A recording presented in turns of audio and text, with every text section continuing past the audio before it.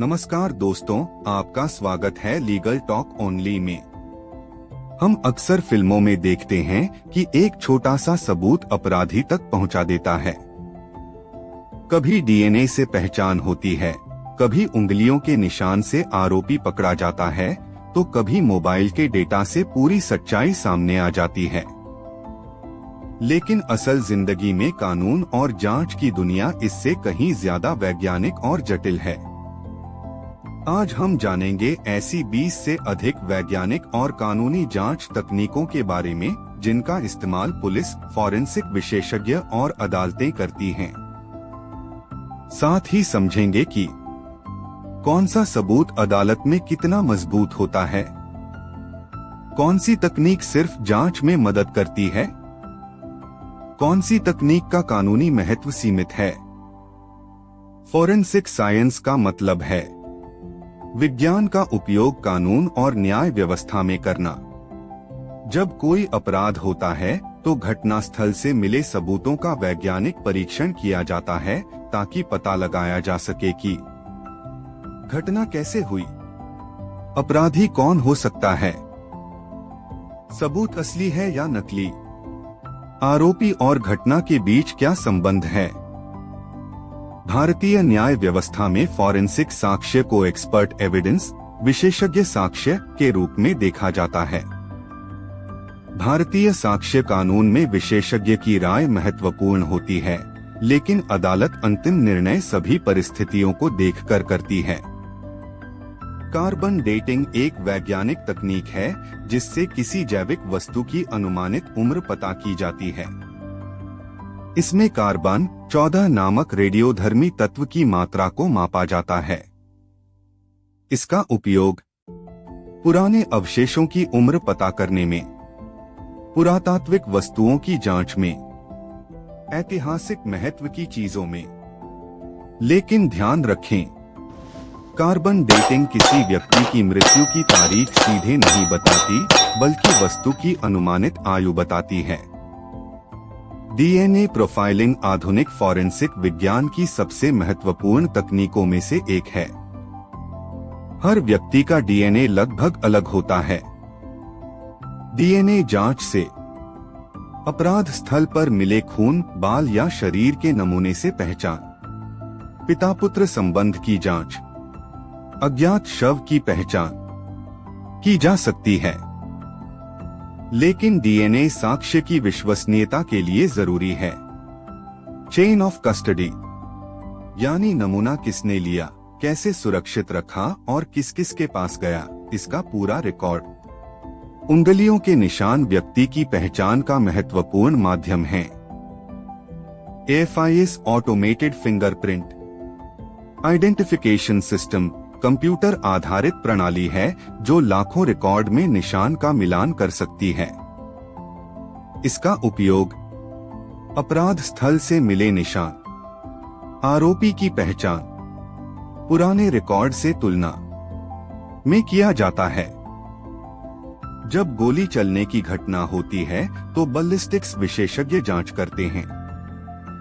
गोली किस हथियार से चली, हथियार असली है या नहीं, गोली और बंदूक में संबंध है या नहीं।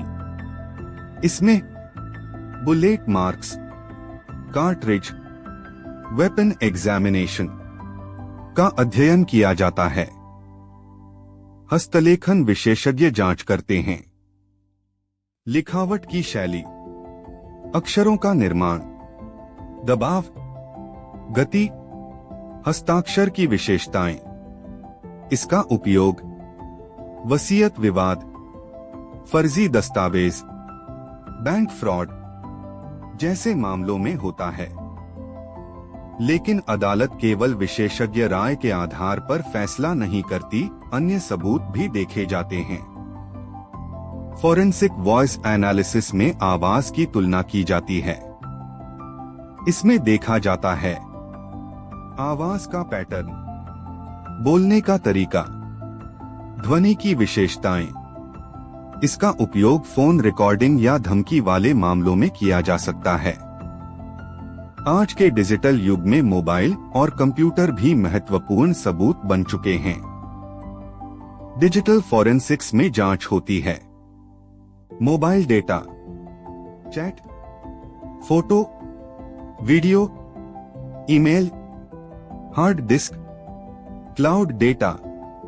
साइबर फॉरेंसिक्स में hacking, online fraud, social media crime, cyber attack की जांच की जाती है, लेकिन डिजिटल सबूत के लिए भी जरूरी है ऑथेंटिसिटी और chain of custody. Forensic odontology, दांतों के आधार पर पहचान। इसका उपयोग जल चुके शवों की पहचान, पुराने रिकॉर्ड से मिलान में किया जाता है। फॉरेंसिक एंथ्रोपोलॉजी, मानव हड्डियों से अनुमान लगाया जाता है उम्र, लिंग, ऊंचाई, शारीरिक विशेषताएं। यह बहुत रोचक विज्ञान है। इसमें कीड़ों और उनके विकास के आधार पर मृत्यु का अनुमानित समय पता किया जाता है। विशेषज्ञ देखते हैं कौन से कीड़े मिले, उनकी उम्र कितनी है, वातावरण कैसा था। टॉक्सिकोलॉजी में शरीर के अंदर मौजूद जहर, दवाएं, नशीले पदार्थ की जांच की जाती है। इसका उपयोग हत्या, आत्महत्या, संदिग्ध मृत्यु के मामलों में होता है। अब बात करते हैं विवादित तकनीकों की। नार्को एनालिसिस, इसमें व्यक्ति को दवा देकर पूछताछ की कोशिश की जाती है, लेकिन भारतीय कानून में जबरदस्ती नहीं की जा सकती। व्यक्ति की सहमति आवश्यक है। मापता है हृदय गति, सांस, रक्तचाप, लेकिन यह 100% झूठ पकड़ने वाली मशीन नहीं है। ब्रेन मैपिंग बियोस, यह मस्तिष्क की प्रतिक्रिया से जानकारी प्राप्त करने की कोशिश करता है। इसका न्यायिक महत्व सीमित है। फेशियल रिकॉन्स्ट्रक्शन, कंकाल से चेहरे का अनुमानित निर्माण किया जाता है। एज एस्टिमेशन, हड्डियों और दांतों के आधार पर उम्र का अनुमान लगाया जाता है। यह खासकर तब उपयोगी होता है जब पहचान उपलब्ध नहीं होती। डॉक्यूमेंट डेटिंग, इसमें जांच होती है कागज, स्याही, प्रिंटिंग तकनीक, ताकि पता लगाया जा सके कि दस्तावेज कब तैयार हुआ। सॉइल पॉलन एनालिसिस, मिट्टी और पौधों के कणों से घटनास्थल का संबंध पता लगाया जाता है। ब्लड स्पैटर एनालिसिस, खून के छींटों से घटना की दिशा, गिरने का तरीका, हमला किस प्रकार हुआ का अनुमान लगाया जाता है। एक सर्कमस्टांशियल एविडेंस, जब प्रत्यक्ष गवाह नहीं होता तब परिस्थितियों से अपराध साबित किया जाता है। उदाहरण, आखिरी बार आरोपी के साथ देखा जाना, घटना स्थल पर मौजूदगी। वैज्ञानिक सबूत, लेकिन पूरी श्रृंखला मजबूत होनी चाहिए। 2 चेन ऑफ कस्टडी, किसी भी सबूत की सुरक्षा की पूरी प्रक्रिया। अगर सबूत के साथ छेड़छाड़ की संभावना हो तो उसकी विश्वसनीयता प्रभावित हो सकती है।